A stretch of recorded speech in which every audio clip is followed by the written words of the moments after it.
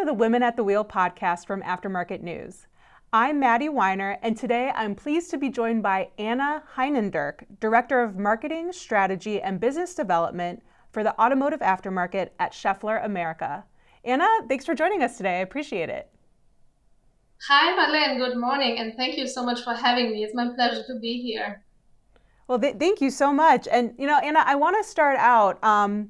You started your career in consulting and then moved into the automotive aftermarket with Schaeffler, it looks like.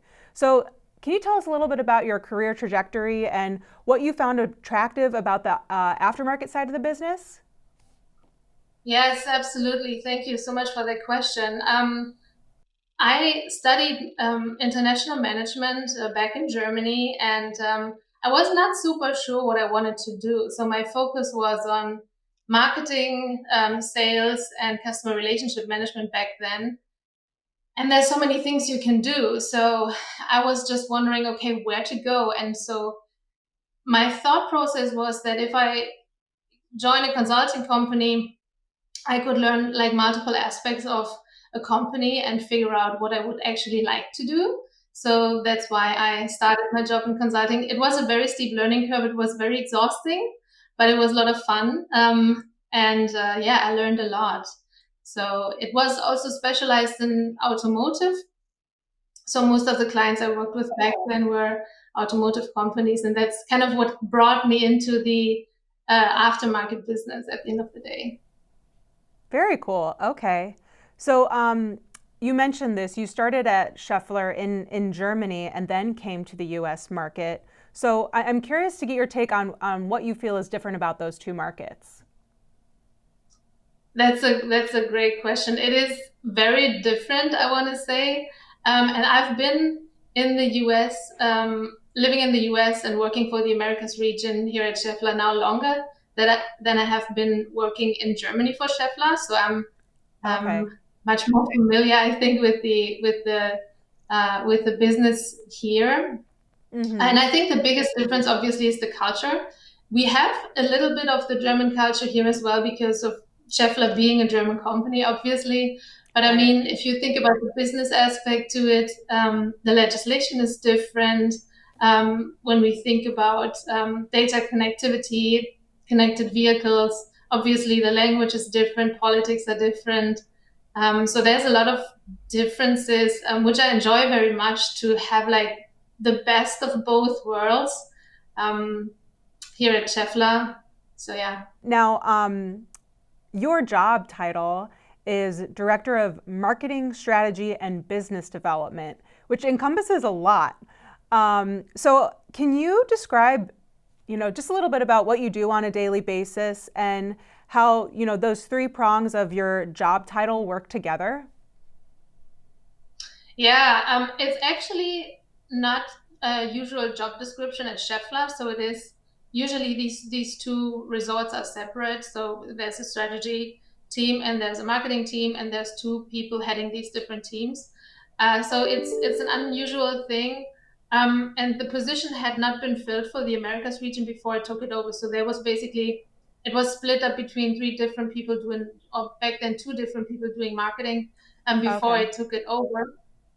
So it's an unusual thing, but I really, really get to like it. And I think it's in other companies you have that setup in general, and it works really well for me. So it's the nice thing is that if you do marketing, you have to know strategy. So you have to understand what's going on, what is the direction we are going, what are new products that are coming, how is the market developing, um, and strategy was always very close or is has always been very close to my heart because Mm-hmm. it's kind of the core of the business, I want to say, because that is where the decisions are made of what we want to do in all other Right. functions, together with other functions obviously. But I think these two really work well together, and it's actually two separate teams, so it could be two different team leaders leading these or managers managing these teams, but we have them together under one roof, which I really enjoy.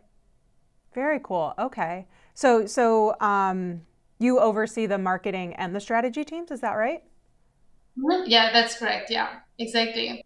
And that also It also includes the digitalization part. So digital is under strategy here, which is also very interesting and very challenging at the same time, because it's very new and there's so Mm-hmm. many things happening. So Yeah, well, that kind of leads me to my next question that I wanted to ask you was, what would you say is your biggest professional challenge right now? And then, looking back, your biggest accomplishment. I think it's um, like from a challenge point of view. I really think that the digitalization topic is what I want to highlight because digitalization is basically everything um, in today's business. So I always get the question, so what is digital? Everything is digital, right? Right. So there's like this challenge to really define the scope also with the colleagues and the peers, and what do we align, what can we decide ourselves, those challenges, but then also the whole aspect of change management and digitalization. How do we get our teams and colleagues and ourselves in the first place, being a role model, to use those digital tools that we have available nowadays? Um, Mm-hmm. I find that very challenging. We just kind of like changed a little bit the direction in our teams on what we want to work on for 24, because it's so new for everybody. And like it's ever evolving. So you cannot say, Right. oh, we have closed this project, now digitalization is implemented, right? Mm-hmm. So that's that's I think the biggest challenge that I'm facing today. And if I think about the biggest accomplishment, um, I mentioned that I took over the marketing function only in 2020. So I had started with the strategy function, and then I took over marketing. And that was quite new to me. So I never worked on a like an operative level in marketing. I've never designed any ads or anything like that. I don't know how to use Photoshop, so that's totally foreign to me. But still, I received the task to do this, um, not to design ads in the first place, but to lead the team and steer our marketing activities for the region. And looking at where we were and when I took it over in 2020, and then taking into consideration these different developments that we have made with the tools we are using, the new opportunities and possibilities we have in marketing, like I don't know, targeted marketing in terms of like geofencing, artificial intelligence, like all of these different things you can use. Things that are nowadays basic and traditional, like Facebook ads, Google ads, like building up all these things, and now working with the team, how can we further develop this and evolve into the future? Because like I said, like digitalization, there's no end to it. It's like ever evolving, and you have to keep up with the change. So that's, I think, my biggest accomplishment. I'm very proud of the team to what they have done over the past years and how they have developed. Also, like from a yeah, personal development point of view, how we are addressing these things and what we're working on. So I'm very, very happy with what we've done over the past years and what the team did.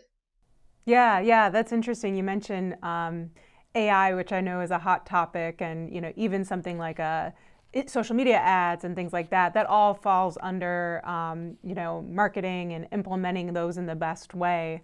So, as a female leader in the aftermarket, what are some ways other professionals have helped elevate you professionally? So I had a lot of great people along the way of my career so far.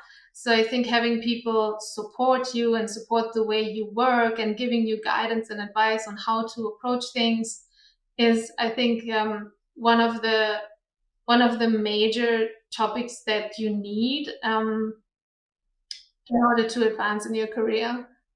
For sure, for sure. And I'm curious too, kind of as a part of that question, what are ways you work to elevate the women, that you work with? I think that as women, we need to support each other. I think that's super key, super critical. Yeah. Um, I think first of all, I'm trying to do like basic stuff. Like I mean, in the automotive industry, it's always hard to find female talent. So when I have an open position, for example, I try to work with HR and try to have a list where we have both male and female candidates, right? Mm-hmm. So if somebody tells me, okay, I only found men for this position, um, um, and no female candidates or no diverse candidates, then I would ask, can we go back here? And I'm sure there's people out there, we just don't look hard enough, right? So I Right. think that's one thing. Um, that we can do. And then I also think encouraging each other to speak up is super important because um, I was reflecting also on like what advice I would give, right? Yeah. Or what advice I do give nowadays. I think it's to every question you don't ask, the answer is no. So if you don't ask questions, you you will not get it because they don't know you have that question or you Right. have that wish, for example. And I always feel that it's important to start the conversation, be open for a discussion, um, and kind of challenge the status quo, but in a way that makes it a comfortable conversation for everybody around the table, uh, which is very difficult in many topics. But being open for these discussions and then trying to understand also the person you're talking to seek compromise and to say, okay, if I don't get 100% of what I'm asking for or what I want to achieve or what I think we should do, maybe there's like a compromise we can find and we can either change the timing or change the scope or always like keeping this discussion open and trying to uh, find a solution together that everybody's comfortable with. Because I think not only for women, but I think in general, if you think about leadership nowadays, we have I kind of see developing this new leadership concept that is more like it's an eye level concept. It's not that you know the manager tells you, okay, you do task A, B, and C, Mm-hmm. and that's what I'm here to tell you. But it's more um, discussing the way we want to go. Because I mean, if we look at the future, we look at you mentioned artificial intelligence in terms of marketing, but in all Yeah. areas of business, That's so um, true. many tasks will not be done by us anymore, and in many cases already today, I have to admit that I'm maybe not the person who has all the answers, right? I mean, there's um, there's so much out there and so many sources of knowledge um, that we are using today and solutions we can implement that the manager, I think, kind of transitions into a different role other than giving tasks. And so I think we're moving away from management to leadership, um, not only for women in the workplace, but for all generations in the workplace. And this aspect of communication is so important to me that everybody feels heard and that we have the same goal we're working towards, um, to make it really a good place to work for everybody. Yeah, for sure. Yeah, and I would agree with that. I think that's the way, we're going, and teams in general are going. Everyone can bring something to the table, whether you're, a new employee or, are in the entry level or, senior management. Like everyone can work together and, yeah, sort of bring their opinions and expertise to the table. And I think it's going to be a huge challenge because if, I mean, we are all used to work in a certain way. And if you think about, and I also have to myself discipline myself in the way I react on certain things and be like, okay, this means giving away power. It means giving away influence and letting people do things the way they think it's best, or to, like I said, make a compromise. Um, and it means that you have a lot of change that you see in an organization, and that will lead to friction. one way or the other. So it's not an easy thing. Yeah, for sure. It does take some navigating, but it's great that obviously you have that on the top of your mind and are working, with your team to implement that type of atmosphere. Now, Anna, last question for you. I'm curious to get your take. As a female leader in the automotive aftermarket, working with other female leaders as well, obviously male leaders too, of diverse backgrounds. What do you feel women bring to leadership roles, especially in this industry? Why do you feel that women can be an asset in leadership roles, such as yourself? Um, I think in many ways women can contribute. I think first of all, and maybe this is also kind of like a little bit of cliche, but I think it holds true to a certain extent that like women have sometimes a different perspective of looking at things. Sometimes being a little bit softer on some topics. I'm not saying that men cannot be like that, but it's Right. like a little bit more into like that direction, I would say. So I think giving a different view on topics is definitely one thing. I mean, there's tons of research out there that show how diverse teams increase the productivity and profitability of companies, right? Mm-hmm. Uh, but then also, I think in everyday life, let's say also talking about flexibility in the workplace, work-life balance, those things, because women are in most cases still, the caregiver in the families, and we Right. have such a huge workforce, especially in the US, of women who are not working because childcare is such a big issue and those kind of things. And I think bringing this perspective into the boardrooms, making these decisions is super important. Just because Mm-hmm. traditionally, like I said, women are more on the caregiver side and they have, these conversations with their women friends in many cases. And I'm so glad to see that change. You've got many work from home dads already. You see Mm-hmm. that is increasing, and also men giving care to children. But I think these, especially looking at the US, and especially with the challenges we're facing in childcare here, is one aspect that is, yeah, influencing a lot from a female point of view more than a male point of view, I believe. Yeah, yeah, that makes a lot of sense. And bringing those questions to the boardroom is super important to just spread awareness of that, and um, you know, maybe elevate that for families in general. So very interesting. Yeah. Well, Anna, thank you so much for your time today. I have so enjoyed learning your perspective and learning about your role at Schaeffler. Is there anything else you'd like to leave us with today that maybe I didn't ask? No, thank you so much, Marlena. I really enjoyed talking with you, and I really appreciate the opportunity to share my thoughts. So, thank you very much for having me today. Enjoy the rest of your day, and we really appreciate the time.